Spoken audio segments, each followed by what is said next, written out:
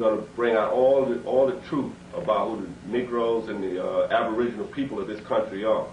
And we're going to, our text that we're using is the Bible and other biblical ancient records that we're going to bring out in history books. On my right, we have High Priest Kakam, and my name is High Priest chaazaq. We're going to start reading the scripture to begin our series of teaching on this subject. Tell them where you're at and read.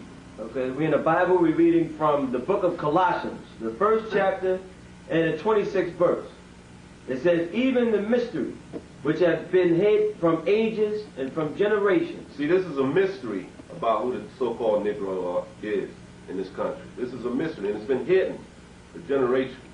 But we're going to bring out the facts on it. Read on. But now is made manifest to his saints.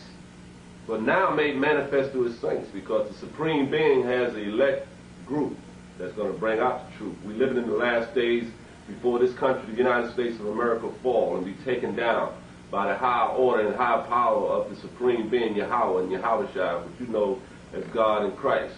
We're in the end of the Greco-Roman world. That's why all this information is coming out as pertinent to the so-called Negro in this country and the other Aboriginal people of this country to know these facts, because we are going to be the next rulers on the planet Earth. That's going to be established as the downfall of the so-called white man in this country. We're going to be raised up by Christ and the Supreme Being to rule this earth again forever. What you're looking at now is the 12 tribes of Israel. Judah, the so-called Negro; Benjamin, the West Indians; Levi, the Haitians; Simeon, the Dominicans; Zebulon, the Panamanians; Guatemala; Ephraim, Puerto Ricans; Manasseh, the Cubans; Gad, the North American Indians; Reuben, the Seminole Indians; Naphtali, the Indians, the Aboriginal Argentina and Chile; Asher, the Aboriginal of Colombia and Brazil to Uruguay; and last but not least, Issachar, to the so-called Mexican. So these make up the 12 tribes of Israel. The historians, the white historians, and the other nation have lied and said that the 12 tribes of Israel is lost. But I will bring you back to the records, because the book says more than 1,000 words. I'm going to start out showing you ancient pictures of the Israelites. When we first went in Egypt, one of the patriarchs of the 12 tribes is named Joseph. And he was sold into Egypt by his brother. And after the famine that took place throughout the land, the 12 brothers went down in Egypt seeking victuals and seeking food because of the famine. And Joseph was the one that helped them. As you can see the writing down here, it says at the bottom of the page, Joseph and Pharaoh. That's Joseph. Get it closer.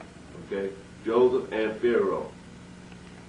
This book is written by Professor G. Ebers. Professor E. Ebers. These are some of the ancient records proving that the Israelites are black people. Let me see the cover. Let me see if I can get the name. Okay. The cover of this book, which is out of print, it says it's Picturesque Egypt by Professor E. Professor G. Ebers. And you can clearly see that these documents show that the ancient Israelites are black. Is that an afro? What you see there is it's like a wavy, curly type, Negro-featured, woolly-haired individual named Joseph. This is Joseph. He's the father of Ephraim and Manasseh, which are the so-called Puerto Ricans and the so-called Cubans. It's clear he's a black man. You can see clearly that he's black. Woolly hair, you can see that clearly. Woolly hair. And you can see also that the ancient Egyptians was black too. But our main focus is on our people right now. We're going to bring out a lot of records and a lot of facts on this. This book is out of print. You cannot get this book now today. It's out of print. It's a rare book. That's a beautiful picture, brother. The Egyptians on the wall too? Showing the Egyptians also that they're black. And then the people that's on the wall, it look like they're in the diapers. These are the Israelites that was in captivity under this African nation. Like a lot of the blacks in this country run around talking about the Africans and the Arabs sold us over here for mustard guns and wine. Then we dispersed throughout North, South, and Central America. So before we came to America, so-called America, under the dominance of the white man, we was in captivity under the black man. All black people are not the same. We're going to go further on to talk about after we came out of Egypt, we set up and became a great empire. Under Caleb and Joshua, we went into our land. Haran, Isaac saw a vision of the land, and we eventually got what they call the land of Canaan, which is the land of Africa. And after that, we had great kings like King David and Saul and Solomon. And after that, we went into captivity under another nation called the Babylonians, the Syrian-Babylonian Empire. And at the end of the Syrian-Babylonian Empire, a group of the Israelites, which historians call the 10 lost tribes, which they say they don't know what the hell happened to them. These 10 tribes came to the shores of what we now call the Americas, and they occupied the United States of America and South America and the Caribbean islands. These 10 tribes left 2 tribes, the so-called Negro and Benjamin, and part of the Haitians in the land of Israel. And these 10 tribes came over here on the shores of what you call now America and occupied America. And we have biblical proof on this. If I can get the brother to come and read this, you tell them where you at.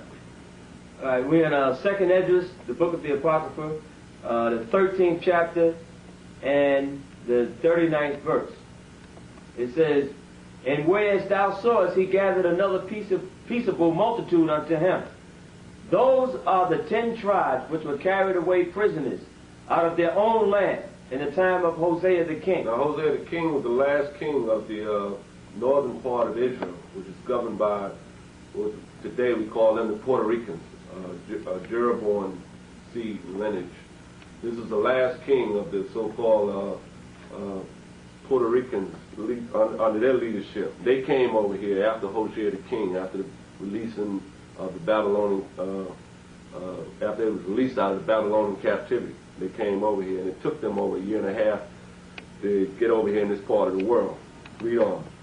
"Whom Shalmaneser, the king of Assyria, led away captive, and he carried them over the waters, and so came they into another land. But they took this counsel among themselves, that they would leave the multitude of the nations." The another land, which is in the Hebrew, is called a Sadr, which means the same as another land. They came over here after Hosea the king, after the releasing of them under Shalmaneser, the Assyrian king. Read on. "And go forth into a further country." And the further country is America, from the east over here to the west. Read on.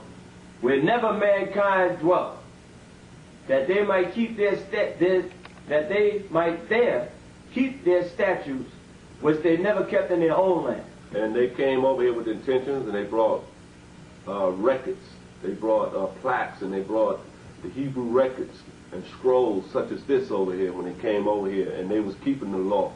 And that's why the guy that wrote about the Mormons, okay, they wrote about the Mormons, the plaques of the Mormons, which is found upstate New York, found these records which was written in Sanskrit Hebrew, showing that the tribes of Israel that was here was speaking Hebrew.